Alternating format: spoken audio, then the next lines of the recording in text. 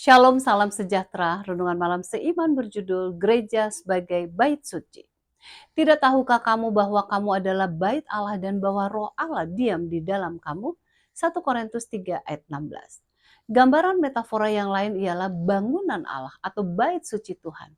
Tempat berdiamnya Roh Kudus ialah tubuh kita. Yesus Kristus adalah fondasinya dan menjadi batu penjuru. 1 Korintus 3 ayat 9 sampai 16. Efesus 2 ayat 20. Bait suci ini bukanlah sebagai sebuah struktur bangunan yang mati, melainkan menunjukkan suatu pertumbuhan yang dinamis. Karena Kristus adalah batu yang hidup, seperti yang dikatakan oleh Petrus, maka demikian pula dengan orang percaya itu menjadi batu yang hidup, yang membangun suatu rumah rohani. 1 Petrus 2 ayat 4-6. Penyelesaian bangunan itu belumlah lengkap. Batu-batu baru yang hidup ditambahkan selalu ke bangunan bait suci itu sehingga dibangun menjadi tempat kediaman Allah di dalam roh. Efesus 2 ayat 22.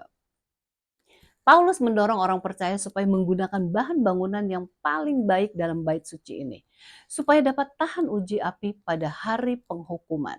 1 Korintus 3 ayat 12-15. Metafora bait suci menekankan kekudusan jemaat lokal maupun gereja secara luas.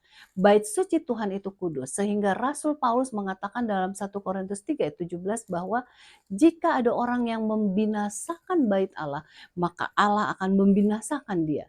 Kemudian Rasul Paulus mengatakan bahwa persekutuan yang erat dengan orang yang tidak beriman adalah bertentangan dengan tabiat yang kudus itu. Oleh sebab itu persekutuan demikian haruslah dihindarkan. 2 Korintus 6 ayat 14-15 mengatakan, janganlah kamu merupakan pasangan yang seimbang dengan orang-orang yang tidak percaya. Apakah hubungan bait Allah dengan berhala? Nasihat Paulus ini ada hubungannya dengan masalah bisnis maupun masalah perkawinan. Gereja akan ditinggikan dengan penuh rasa hormat yang agung karena inilah sasaran limpahan rasa hormat Allah yang tertinggi. Kita bersyukur oleh sebab Tuhan telah memanggil kita untuk bersama-sama membangun bait Allah. Mungkin kita hanya sebuah batu yang sederhana, namun masing-masing kita memiliki peran yang penting dalam membangun bait kudus ini. Dengan Yesus sebagai batu penjuru, maka masing-masing kita dapat menyesuaikan diri sesuai dengan batu penjuru tersebut.